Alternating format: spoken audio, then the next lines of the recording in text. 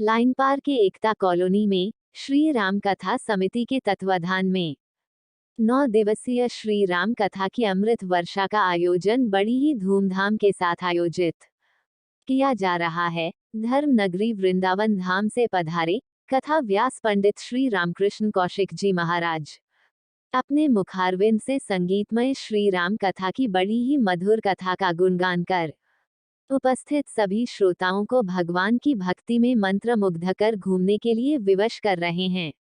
आज श्री राम कथा के सप्तम दिवस कथा व्यास जी द्वारा लंका के राजा रावण की बहन सूर्पनखा भगवान राम और लक्ष्मण से शादी करने के प्रसंग सुना करने के साथ साथ लक्ष्मण जी द्वारा सूर्पनखा की नाक कान काटने का बड़ा ही सुंदर वर्णन कर उपस्थित सभी श्रद्धालुओं को भगवान की भक्ति में लीन रहने के लिए भागवत कर दिया।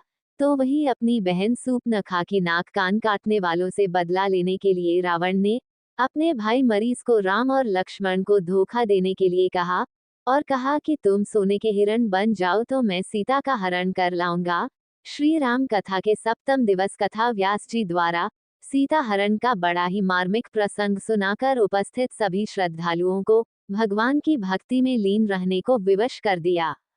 इस अवसर पर जहां एक और कथा व्यास जी द्वारा भगवान श्री राम की कथा के अनेकों प्रेरक प्रसंग सुनाकर उपस्थित सभी श्रोताओं को झूमने के लिए विवश कर दिया। इस अवसर पर जीव कुमार सैनी, नरेंद्र शर्मा, प्रेम सैनी, महिपाल, मनवीर, रमेश चंद्र, संजीव चौहान, छत्रपाल, रामचंद्र, मंजू, नीतू, गीता, कमल कुमार कौशिक, ज्योति कौशिक, माधव कौशिक, प्रज्वल कौशिक सहित बड़ी संख्या में श्रद्धालुओं ने उपस्थित रहकर भगवान श्री राम की कथा सुनकर धर्म लाभ अर्जित किया।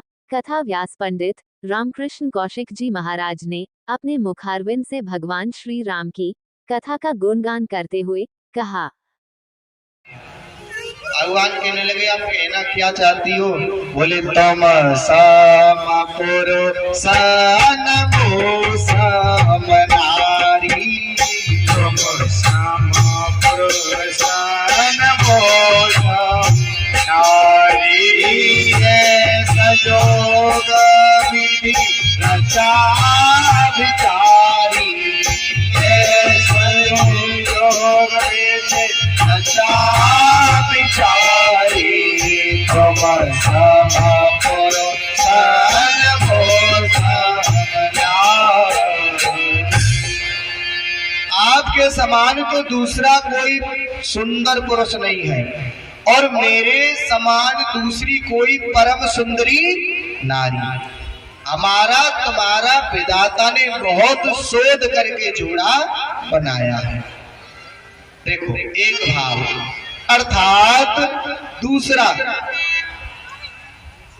यानी सूर्पनखा कह रही है कि तुम्हारे समान कोई दूसरा ऐसा पुरुष नहीं है जो निश्चरों का नाश करने के लिए आए हो घर से अपने पिता के वचनों को मानकर।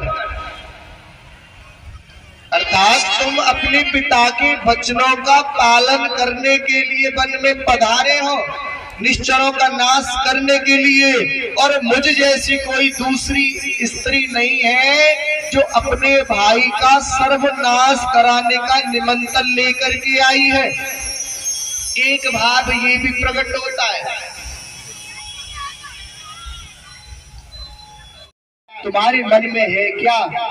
अरे लक्ष्मण, आज मुझे इस बात का ज्ञात हो गया कि संसार में भाई के बराबर कभी मित्र नहीं होता और भाई के बराबर कभी शत्रु दूसरा नहीं होता। लक्ष्मण ने कहा, री मैया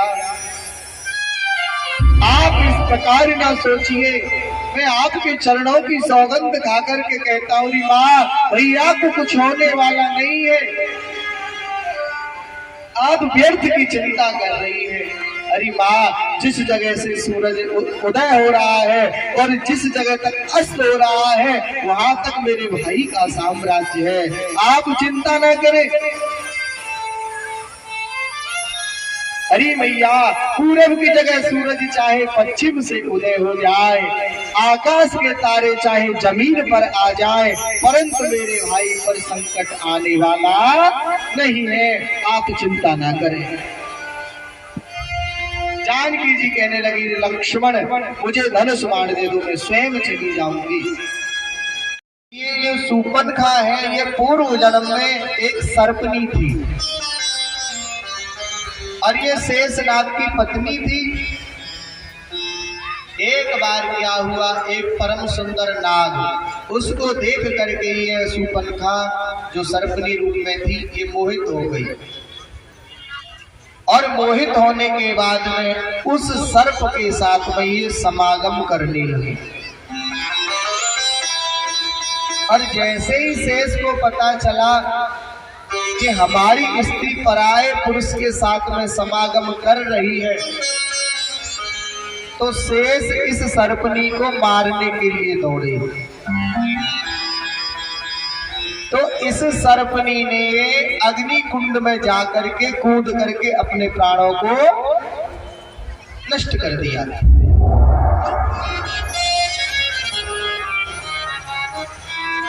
तो यही सर्पनी दूसरे जन्म में जाकर के सूर्पनखा बनी और जो शेष जी थे वो दूसरे शेष जी का जो प्राकट्य हुआ वो लक्ष्मण के रूप में हुआ। इसीलिए लक्ष्मण ने सूर्पनखा के नाक और कानों को काट दिया।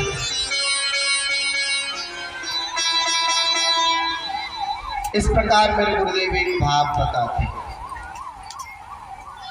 अब तो महाराज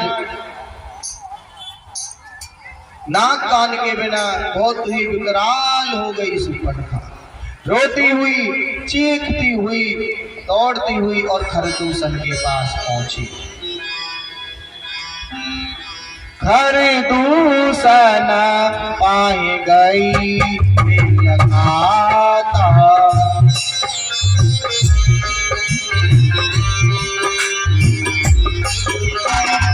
खरदूषण पाए गई लगाता, खरदूषण लगाता, दिख दिख तावा पौरुषा